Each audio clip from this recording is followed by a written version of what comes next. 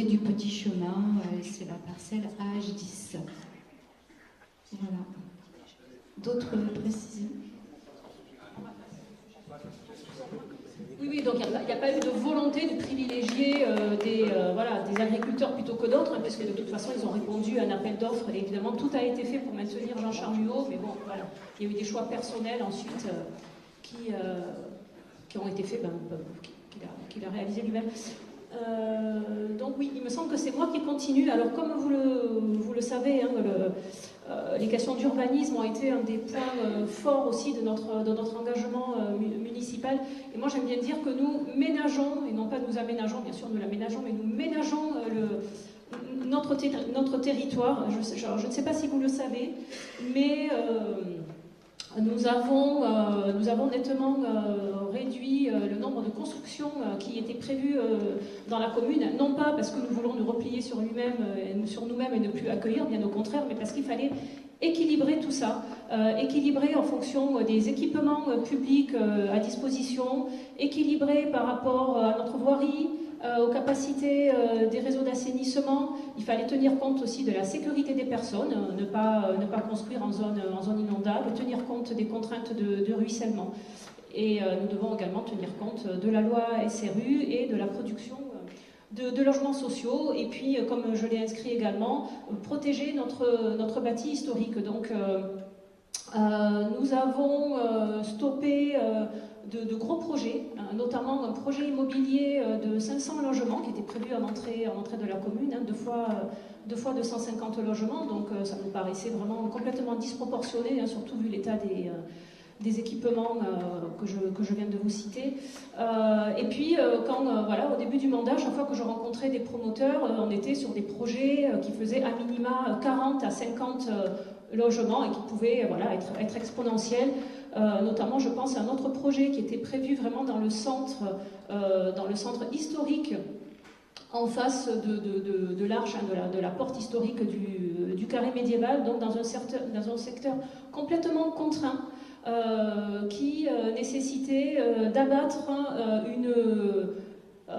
une maison, en fait, une maison historique vigneronne, donc dans un secteur protégé au cadre des architectes de l'architecture des bâtiments de France.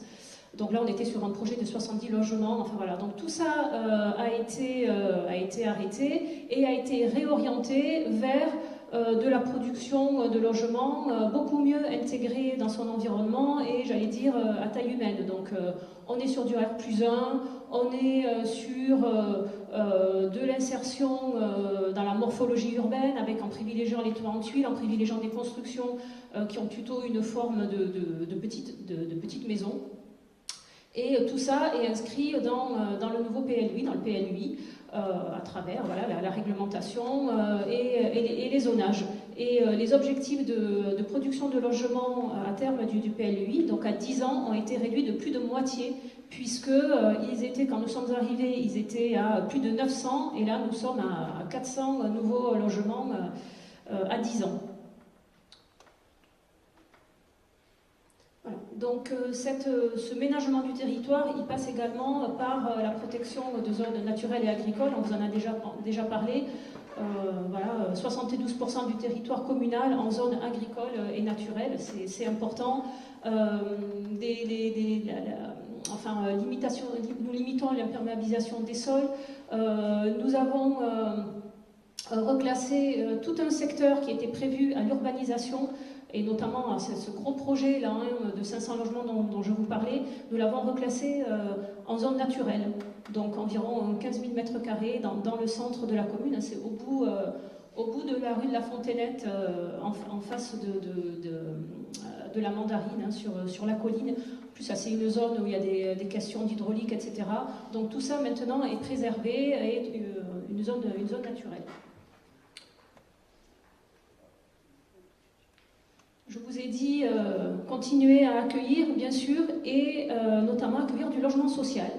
Parce que tout simplement, 70% de la population française est éligible au logement social. Il y a une demande qui explose. Peut-être que Joël en reparlera tout à l'heure sur le volet social et CCAS. Nous voyons ça tous les jours. Il y a des demandes voilà, de Pradéens aussi, il y a beaucoup de Pradéens, des enfants, voilà, enfin, les enfants de familles pradéennes, ou des recompositions de foyers, etc. Et cette demande, comme je vous disais, augmente beaucoup. Et puis nous sommes tenus aussi par la loi SRU qui pousse les communes, et nous avons d'ailleurs une pénalité qui est quand même relativement importante, puisqu'elle est quasiment de 300 000 € par an. Donc nous avons aussi intérêt à augmenter notre production de logement social pour faire baisser cette pénalité qui nous permettra aussi de réaliser d'autres investissements pour la commune. Donc là on est sur des petits modules. Alors je vois dans la salle des riverains d'un projet en cours. Alors je sais que c'est pas facile. C'est un changement dans les habitudes, dans les modes de vie. On peut être dans un petit quartier pavillonnaire, on peut se retrouver avec des bâtiments. Alors vous avez des exemples, voilà, c'est quand même des petits bâtiments. Sur la gauche, c'est en haut de la route de Saint-Vincent, 6 logements.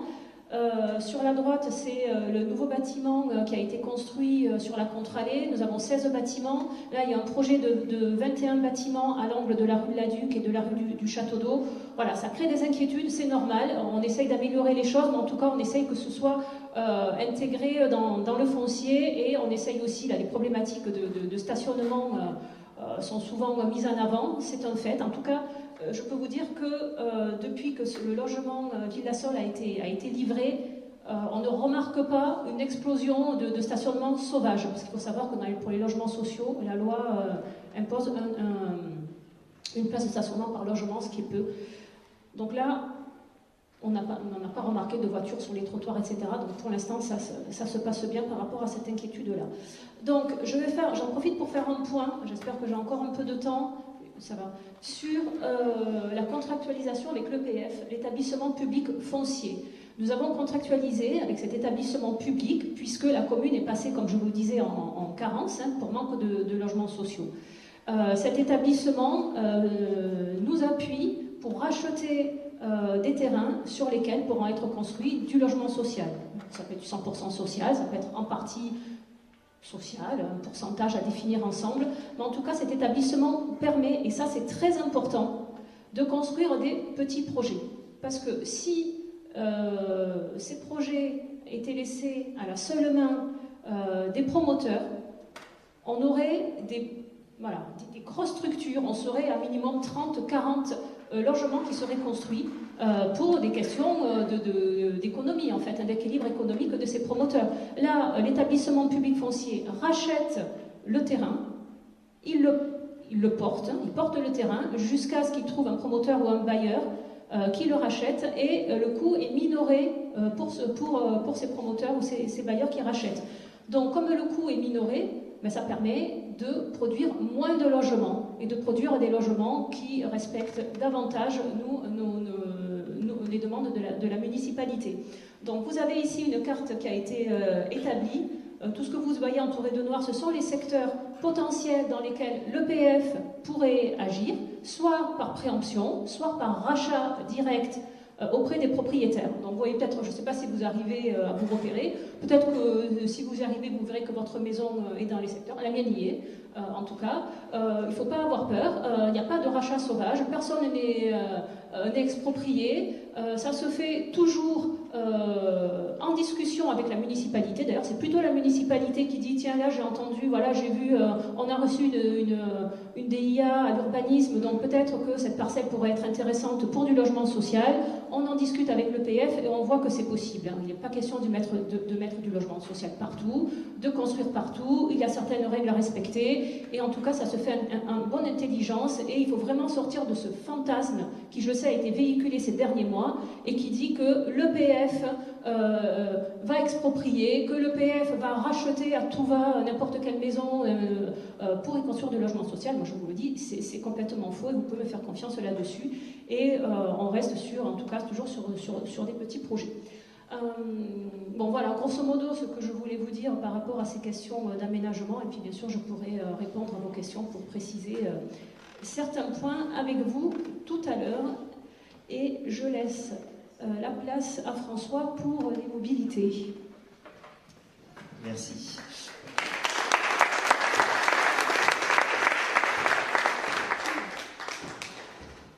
Donc ménager notre territoire, ça passe aussi effectivement par l'action sur les mobilités.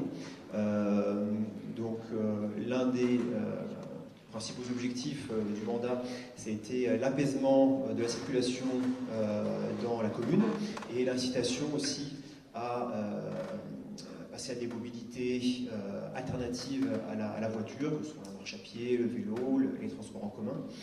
Nous avons travaillé dans le cadre du conseil participatif sur les mobilités, comme l'a expliqué Frédéric, qui a mené donc à différentes mesures, notamment le passage de la commune à 30 km/h, avec, pour accompagner cette mesure et faire ralentir les automobilistes, l'inversion des priorités entre les grands axes de la commune et les rues transversales, comme ça se fait dans d'autres communes aussi de la métropole, l'achat d'un nouveau radar pédagogique aussi, pour savoir à quelle vitesse on roule, et puis des aménagements pour essayer de limiter la vitesse et sécuriser certains passages, notamment au niveau de l'entrée nord, création d'un plateau au niveau du carrefour entre la RN17 et la rue de Garast, qui était assez accidentogène, création aussi de plateaux piétons, notamment sur la RM 145, avec donc l'accès piétonnier à Restinquilière.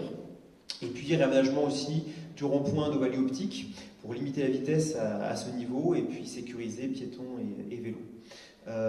L'apaisement, c'est aussi celui des stationnements qui peuvent être en tension dans certains quartiers de Prades-le-Lez, notamment quartier du Nouveau, Baronne, Coste-Rousse. Donc on a créé des nouvelles poches de stationnement et un parking de 20 places près du cimetière. Et puis l'apaisement, c'est aussi la limitation de l'accès des véhicules à certains espaces naturels, notamment comme l'a expliqué Joël, au niveau de la plaine sportive, donc espace naturel bordant la plaine sportive, où une zone sécurisée et aménagée pour les piétons a été aménagée pour familles, piétons et sportifs. Donc concernant les aménagements favorisant donc, les modes de déplacement alternatifs à la voiture, concernant les piétons, on a essayé de sécuriser notamment les traversées des axes principaux de Prades-le-Lez avec des plateaux traversants et puis création de zones de rencontre, notamment au niveau du Mas d'Auxelles. Et puis on a pensé bien sûr aussi aux plus jeunes, comme l'ont expliqué aussi Jackie et Sébastien, sur la sécurisation des chemins vers l'école, notamment un travail qui a été fait au niveau du cheminement Fontainette et le long du parking des Mélias, comme vous pouvez le voir ici, donc qui a été entièrement sécurisé. Et puis de l'autre côté aussi le cheminement qui vient de la rue Georges Brassens, avec une traversée de la rue Jean Jaurès qui était un petit peu dangereuse, là qui a été aussi sécurisée. Concernant les transports en commun, on a eu une politique en faveur de ces transports en commun. On a réussi à obtenir l'augmentation de la cadence du bus 23 qui était toutes les 20 minutes et qui est passé tous les quarts d'heure maintenant, avec un trajet donc navette entre Prades et le terminus de la ligne 5 du tramway. Et puis ça va aller en s'améliorant au fur et à mesure aussi, parce que le tramway pour l'instant est toutes les 12 minutes, et bientôt ce sera toutes les 7 minutes à partir de septembre 2026. Voilà, donc on aura le plein potentiel là, des transports en commun en septembre 2026.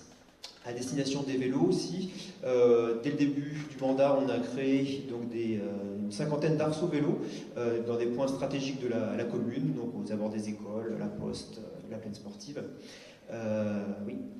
Et puis des marquages pour les vélos, pour créer de nouvelles pistes, notamment chemin du Nouveau, rue de la Cigale, des sas vélos au niveau des carrefours principaux de Prades-le-Lez, et puis des pictogrammes vélos, notamment sur la RN17. Et puis la sécurisation des piétons, vélos, etc., passe aussi par des réaménagements importants de voiries, alors notamment avenue des Baronnes, où la chaussée a été refaite et les trottoirs ont été élargis aux abords de l'EAP Coste-Rousse, de manière à ce que les membres de l'EAP puissent faire leur trajet quotidien en toute sécurité, en fauteuil roulant.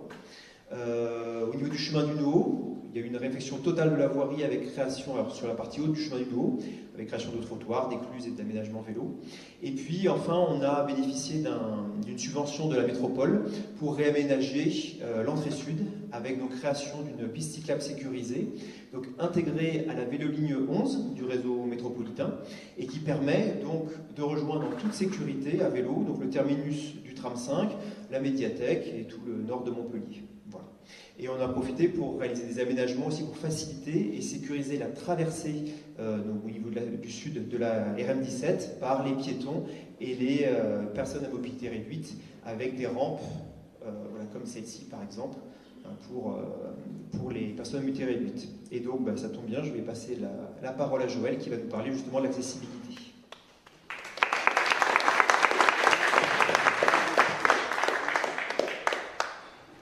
Oui, donc l'accessibilité, c'est effectivement tout ce qu'on a pu faire au niveau des voiries.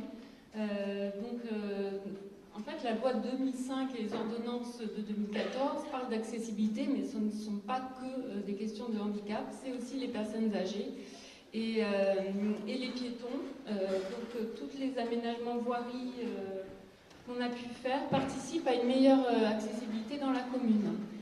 Donc cette loi de 2005 aussi indique qu'une commune de plus de 5000 habitants doit se doter d'une commission communale pour l'accessibilité.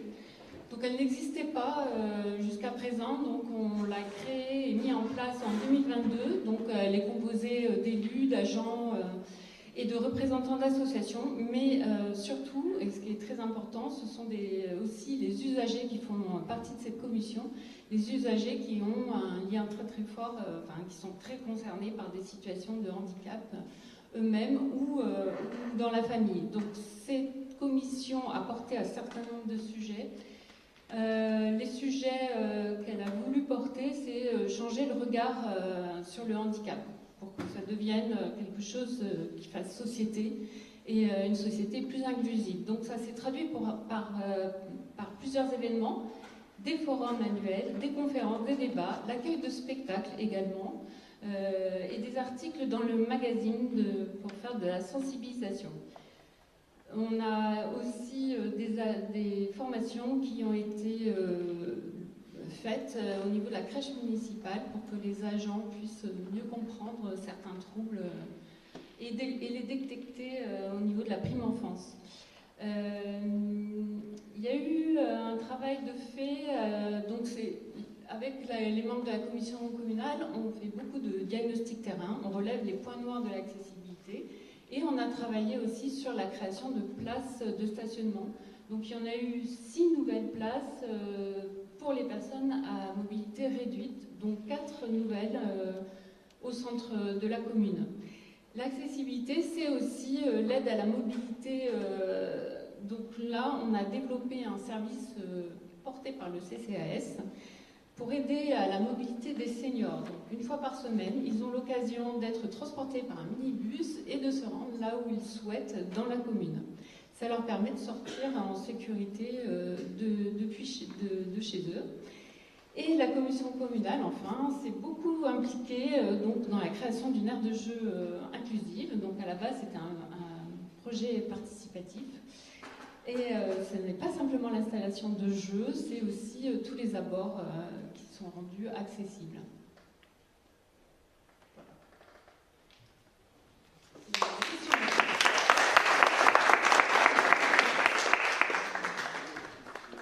Bien, merci. Je crois qu'on en a fini avec ce volet concernant l'urbanisme, l'aménagement, tout ça. Alors, quelques petites questions rapidement. Transport. François, les déplacements entre Prades et Montpellier en transport en commun, bus, tram. Il n'y a pas de question plus précise. Madame, allez-y. Oui, bonjour à tous et à toutes. Je me permets de faire cette réflexion parce que moi-même je suis concernée. Je suis venue habiter Prades depuis 18 ans parce que malheureusement je ne peux plus conduire et que la facilité avec le 23 pour me rendre notamment à Occitanie qui permettait de desservir quand même beaucoup de points sur Montpellier. J'avoue que je ne suis pas contre la ligne 5, au contraire, mais ce que j'ai eu pas une révélation, ça va paraître bizarre, mais courant décembre, c'est vrai que j'étais très contrariée. Pour moi personnellement, parce que je vais avoir 80 ans et que pour l'instant j'ai bon pied bon oeil, j'ai pensé aux personnes, et notamment ce jour-là, j'avais une dame qui était fort handicapée, qui se déplace difficilement. J'ai pensé aux gens qui travaillent régulièrement.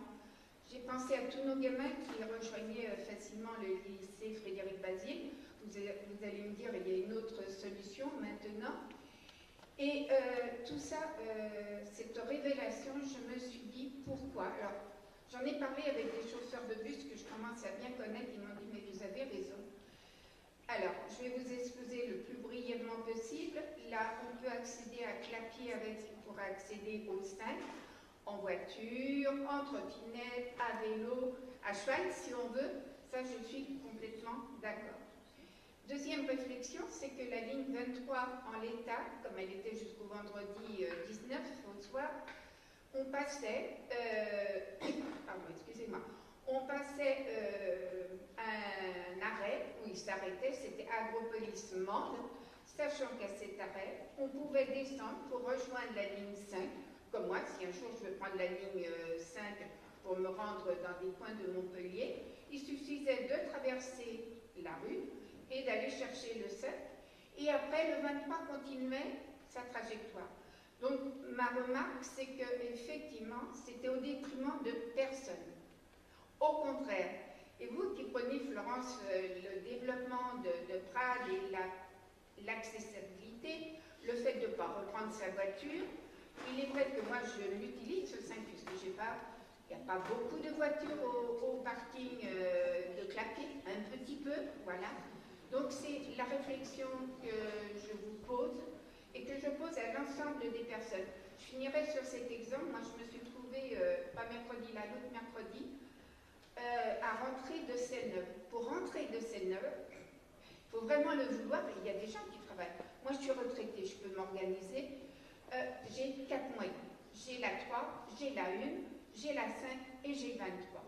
Et je me suis trouvée, bon malheureusement la 5 était en panne, ça peut arriver même si c'est tout neuf, avec une jeune femme qui habite Prades depuis peu longtemps et qui m'a dit je suis venue à Prades avec un choix délibéré parce que nous n'avons qu'une voiture et nous ne voulons que, budgétairement parlant. Et elle avait les larmes aux yeux parce qu'elle mettait 20 minutes pour aller travailler. Elle travaille en face d'Occitanie. Et maintenant, elle dit, je mets 1h20. Donc, c'est au nom, à mon nom propre, égoïstement, et au nom de toutes les personnes qui se trouvent lésées. Voilà.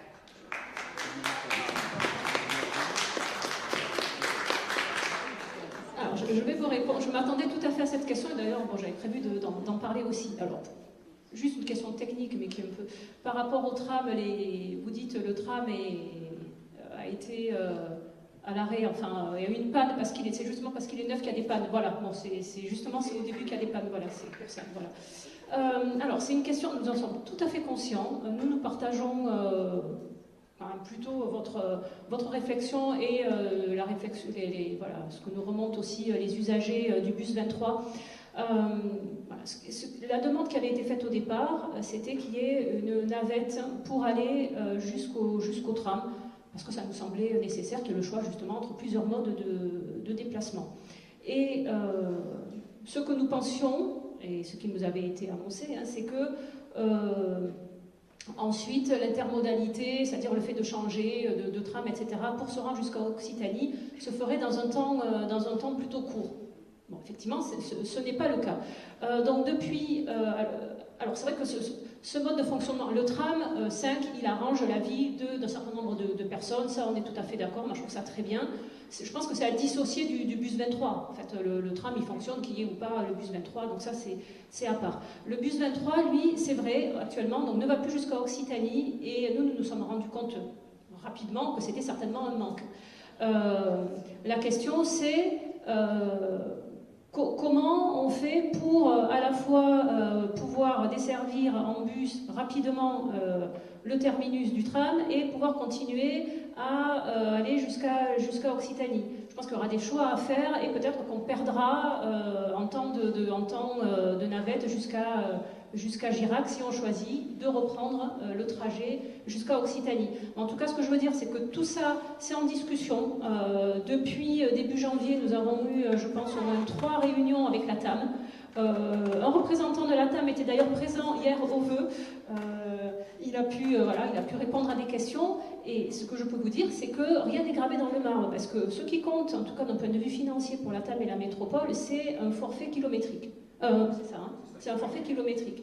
Donc que le bus 23 fasse des allers-retours jusqu'au terminus du tram ou qu'il fasse la boucle à Occitanie, pour eux, ça a le même coût. Il y a le même nombre de bus, il y a le même nombre de chauffeurs. Donc après, c'est un choix qui doit être rediscuté, qui va se faire par rapport aux besoins de la population. Donc ça, je comptais vous en parler dans la dernière partie, mais je peux vous le dire maintenant. Voilà, nous, notre engagement, c'est de faire une consultation par rapport à ça, justement pour bien voir les besoins. Et puis si les besoins, c'est finalement de conserver un 23 jusqu'à Occitanie, on pourra remettre le 23 jusqu'à Occitanie. Enfin, nous, notre objectif, c'est d'arranger le plus de monde possible et que tout le monde puisse prendre les transports en commun et se faciliter la vie. Hein. Le but, c'est pas de mettre des bâtons dans les roues. En tout cas, l'ATAM réalise des comptages. Et nous aurons les résultats a priori début février, donc ça permettra à alimenter toute cette discussion. Mais ce que vous dites, madame, moi j'en suis tout à fait conscient. D'ailleurs, je discutais avec des personnes, justement, peut-être la même personne que celle avec qui vous avez parlé, qui me disait je suis venue à Prades parce qu'il y avait le 23 et maintenant je suis embêtée. Donc tout ça, c'est quelque chose que nous étudions et nous pourrons appuyer sans problème pour modifier ça si besoin. Oui. Oui. Un bus le 23 tous les quarts d'heure, c'est le matin dans une tranche. Oui. Après, on a à peu près, c'est vrai qu'il y a 2 bus. C'est aux heures de pointe. Voilà, Oui. Aux heures de bus. Et il y a 2 bus qui, mettons, à n'importe 14h, 14h10. Et après, il faut attendre 15h, 15h10 pour. Oui. Voilà, c'est ça. Comme il y avait d'ailleurs. C'est ça, c'est 15 minutes en moyenne aux heures de pointe et 30 minutes le reste du temps. Et il faut savoir que la TAM est encore en train de faire des ajustements parce qu'il y avait des petites choses aussi que nous avons relevées qu'on ne venait pas. Parce qu'ils essayent de s'adapter aussi aux horaires du tram, ils essayent de s'adapter aux horaires du lycée, justement, Frédéric Basile, puisqu'il y a en gros 70 lycéens pradéens qui vont là-bas. Bon, ça se passe quand même bien pour eux, hein. Ils prennent le bus, le tram, il y a aussi un transport scolaire. Bon, voilà. On a aussi le 615 qui traverse la commune aussi et qui arrive de Quissac. C'est un bus LIO et qui va jusqu'à Occitanie. Alors, deux problématiques. La première, c'est qu'il ne fait que traverser la commune, donc il ne va pas dans les quartiers. Et pour l'instant, il est payant, alors que sur la métropole, tout est gratuit. Donc, bon, voilà, là aussi, il y aura peut-être des ajustements à faire, à voir. Il y a madame aussi qui vous pouvez poser une question, ou faire une remarque. Oui. Quand vous dites, on va faire une enquête oui. de satisfaction, on recueille des besoins d'ajustement. Oui. Enfin, moi, je trouve ça dommage de le faire a posteriori. Je pense oui. qu'avant que cette décision ait été prise, ça aurait été oui. bien de faire une enquête de... Je suis d'accord avec vous. On aurait dû le faire avant, c'est vrai. C'est vrai, mais les éléments dont nous disposions ne nous laissaient pas penser que ça serait si compliqué. Mais c'est vrai, on aurait dû le faire avant. Je suis d'accord avec vous. Très bien, merci. Merci à tous pour ces questions et ces réponses précises concernant les transports. Un petit volet de questions sur l'urbanisme et les travaux. Donc, Florence, je crois que ça va être pour toi. SRU, quel est le taux actuel du logement social par rapport au logement on est en gros à 10% et demi à peu près. Ok.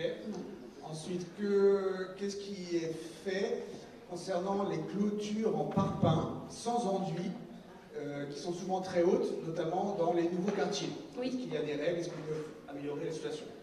Alors c'est une question dont j'ai discuté assez souvent avec les services de l'urbanisme. Moi je pense qu'il faudrait... Alors je leur ai demandé d'envoyer des courriers personnalisés aux propriétaires, effectivement, pour que voilà, ils puissent crépir leur... On peut pas les y obliger. Voilà. En plus il faudrait que ça passe après en jugement. Donc bon. C'est de la sensibilisation, c'est quelque chose à laquelle il faut qu'on s'attelle parce que c'est vrai que c'est pas très joli. Alors je pense qu'il y a peut-être des personnes qui n'ont pas vraiment les moyens de le faire tout de suite, mais en tout cas il faudrait... Je suis d'accord. Je suis d'accord, mais on ne peut pas les obliger.